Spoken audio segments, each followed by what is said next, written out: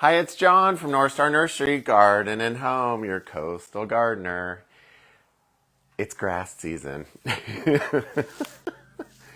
For many, many years now, we've tried to get grasses in 1 gallons, and I'm not sure what the problem is that people don't understand the drama of them in 1 gallons because they don't look like very much. So we've stopped carrying a lot of 1 gallon, especially the miscanthus, and we've started going into, they have 5 gallon and 3 gallon grasses.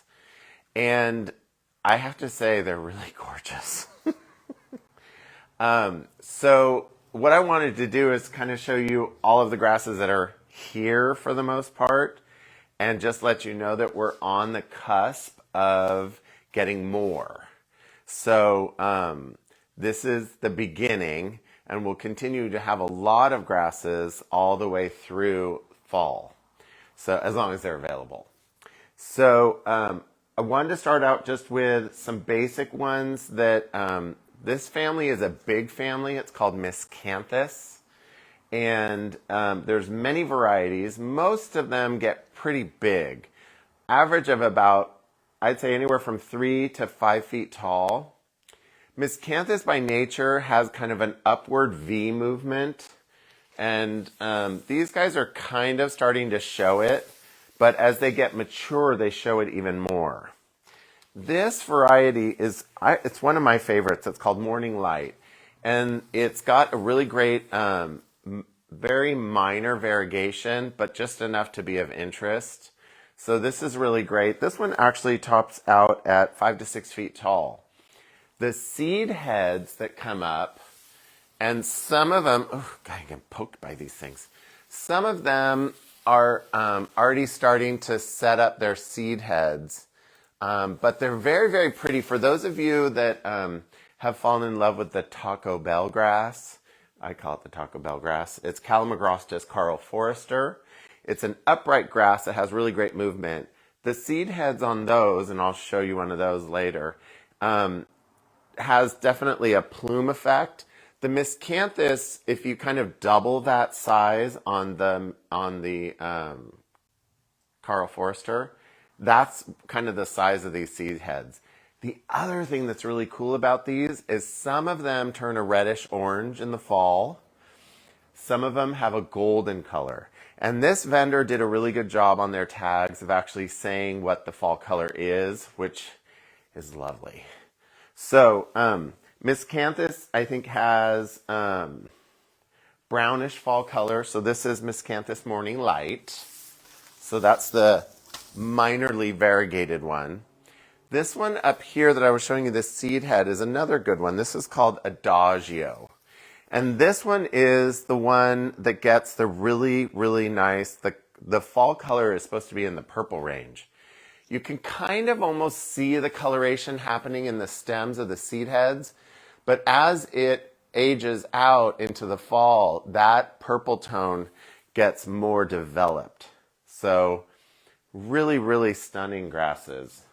This guy over here, this is Miscanthus variegatus. Its also common name is silvergrass. This guy is going to get 5 to 6 feet tall. It's got a much more dramatic variegation, more on the creamy side than the white side, but very beautiful. These grasses should really be put at the back of a bed or somewhere where they can kind of do their thing in a big way and not be crowding everybody because they kind of get big. The other thing to consider is the fact that these are grasses, Miscanthus, that you cut down to the ground in the winter. Now for me, what I like to do is leave them, you can cut them down in the winter, but if you leave them probably until, I'd say December, January, and then clear cut them, you have all this really beautiful, the seed heads are gorgeous. And so they're just going to hold on there the whole winter long. The birds can even have a field day with them also. But this way you cut it down right before it's going to start emerging. So down to the ground about 2 to 3 inches above the soil, and start fertilizing to encourage new growth. They are slower to regenerate. A lot of the grasses are slow to regenerate because a lot of grasses are warm season plants. And so sometimes they won't kind of come out of dormancy until June.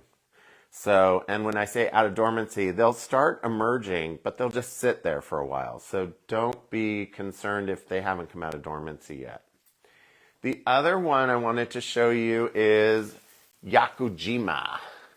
This guy, or gal, I should say, is 3 to 4 feet tall, white blooms, golden autumn foliage.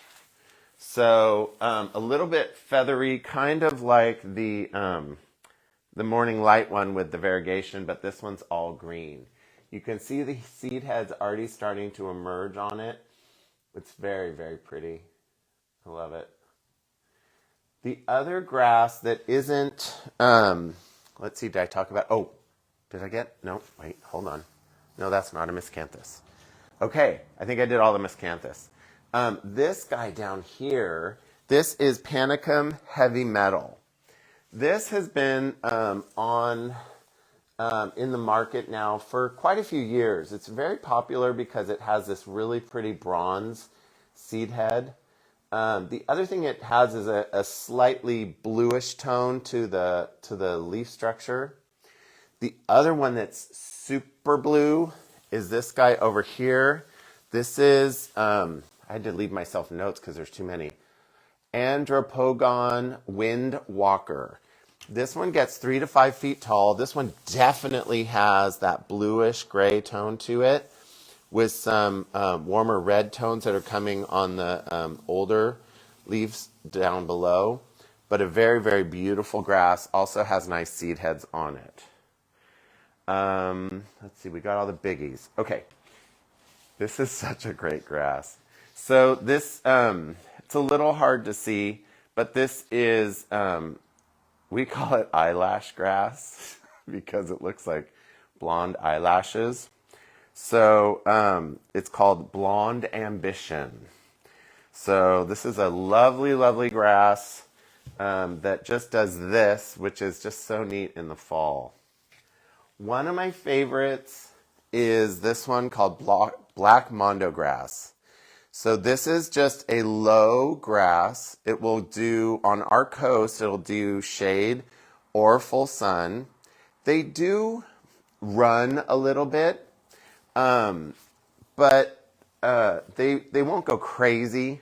So if you don't like where they're popping up, you can go ahead and nip them. We also have them in 4-inch pots. So if you want to start small or you want to do like a little area of them, I think this would be gorgeous with the creeping Ginny, which is that kind of limey green around it so that you got that really strong contrast. The other ones we have, this is a grass that is slightly controversial. This is Nacella or Stipa tenuissima was the old name. It's feathergrass. This is one of the ones that is listed as an invasive species, still on the production list for a lot of growers. What I do with this one is when it starts to go to seed, I actually take my gloves, put them on, preferably with a rubber palm, and I rake it out with my fingers. And if you do that after they're done seeding, you're not going to have so much spreading around. So another little trick. This is a great little grass called Carex testaceae or prairie fire. This one's starting to show its kind of rusty tones. This guy gets quite large, probably about 2 feet wide and about 2 feet tall. It does send out seed heads, and it does, in my landscape, it volunteers, which I don't mind. I don't always leave it where it is. But I'll dig it up and put it in another location because they're very pretty. One of our other favorites is this Libertia. We have it back in our demonstration garden.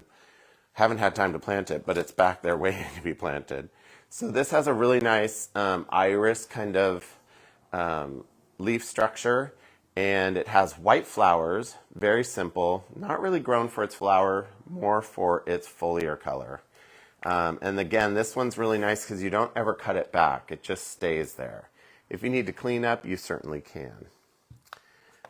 This is a really pretty one. This is blue oatgrass. And the reason it's really cool is because it has that blue tone. I just think this with, maroon colored foliage below it, or there's these great succulents we have that are firecracker and thundercloud. Really beautiful contrast to this blue. Doesn't look super great because it's just coming out of dormancy, but this is Pennisetum rubrum. This is the red fountain grass. Most of you know it. Gets 3 to 4 feet tall. Burgundy red seed heads late in summer, fall. This guy does not like to be cut back for us in the winter. You want to wait until we get out of the frosty times to cut this back. It has a tendency to be very slow to come out of dormancy because it likes more heat. If it's not moving as fast as you want it to, go ahead and use Maxi all-purpose and fertilize that in the first few months to kind of give it a kick to get it going. This is a really neat one, really basic grass that's been around for a while. This is Pennisetum orientale. Sometimes people call this bunny grass. But these start out kind of a pinky tone, and then they fade to blonde. A grouping of grasses that came out probably almost 10 years ago is Lomandra. Lomandra is a really, really bulletproof grass. These guys really, really resent summer water once they're established. So again, establishing these grasses is going to take 3 years. First year, watering on a regular basis, 3 times a week. Second year, pull back by half. Third year, by half again. Eventually, just leaving them to their own, especially here on the coast. This is another Lomandra. Oops, I just hooked the Karl Forster. This one's called Platinum Beauty. It's a great variegated grass. Also really, really drought tolerant and will harden off as far as not needing water after 3 years. Basic Festuca. This is Festuca Elijah Blue. So this isn't classified as a native. There are others that are natives that are in the Festuca family that are California natives, but this one's a really pretty one. Nice blue leaf structure. You don't want to cut these back very hard. They don't like it, and they don't regenerate very well from cutting back. There are a few grasses that definitely don't like to be cut back, so if you're not sure, ask me, and I'll let you know. Not sure, it's kind of like, here's the plant, but here's the seed head. This is the Karl Forster, or the Taco Bell / McDonald's grass. I think McDonald's landscaper was the same as the Taco Bell landscaper because they put them in also. So that is it for grasses that we have right now. If you're not sure where to get started, by all means come by the nursery. If you have questions about existing grasses, by all means put it down in the comments. Again, if you guys have anything that we're not covering and you think that we should be talking about it, let me know, because your question is somebody else's question. And I don't always think of all of the questions. So I hope you're having a great day. It is beautiful out there today, and we look forward to seeing you at the nursery.